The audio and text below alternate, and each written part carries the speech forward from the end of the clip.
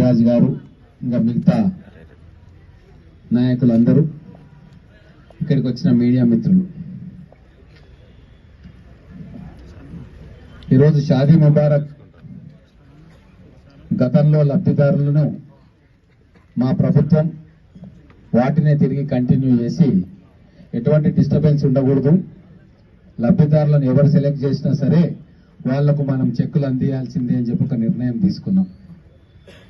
గతంలో ఉన్న ప్రభుత్వాల్లాగా వీళ్ళు మా వాళ్ళు కాదు అనేది కాంగ్రెస్ ప్రభుత్వంలో ఉండదు. ప్రజలందరూ కూడా మన వాళ్లే. వాళ్ళ బాగోగులు చూడాల్సిన బాధ్యత ప్రభుత్వానిది.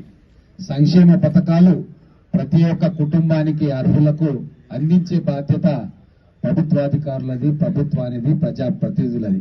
కాబట్టే ఈరోజు ఒక మార్పు కోరుకున్నారు తెలంగాణ ప్రజలు.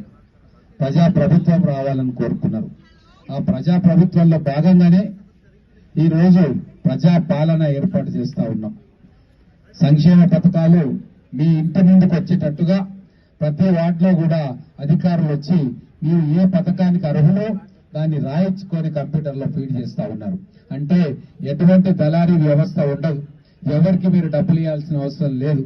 నేరుగా ఎవరు ఏ పథకానికి అర్హులో ప్రభుత్వం నిర్ణయించి వాళ్ళ ఇంటి వరకు ప్రభుత్వ పథకాలను చేర్చే బాధ్యత ప్రభుత్వ అధికారులు తీసుకుంటాం.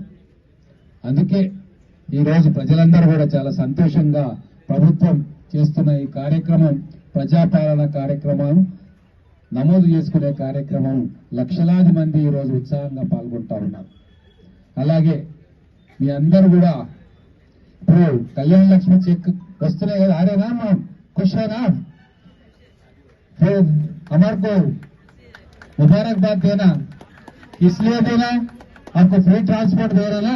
आरटीसी बस में गए हम गए कितने लोग गए? हाथ उठाना। हैदराबाद गए हैं?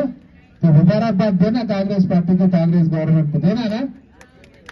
आप 5 साल मुफ्त में जा सकते हैं आरटीसी बसों में, पढ़ाई के लिए या मेडिकल पर्पस के लिए, हैदराबाद के लिए, शॉपिंग के लिए, इधर भी जाइए आप आरटीसी बसेस में। गवर्नमेंट, कांग्रेस गवर्नमेंट आने के बाद हमारे माँ बहन के लिए ये स्कीम इमीडिएटली चालू किया। इसका इस्तेमाल आप लोग जरूर करना। और ఈ షాదీ ముబారక్ కళ్యాణ లక్ష్మి చెక్కులను ఇవ్వాల్సిందిగా నేను ఆర్డీఓ గారిని కోరుతా ఉన్నాను.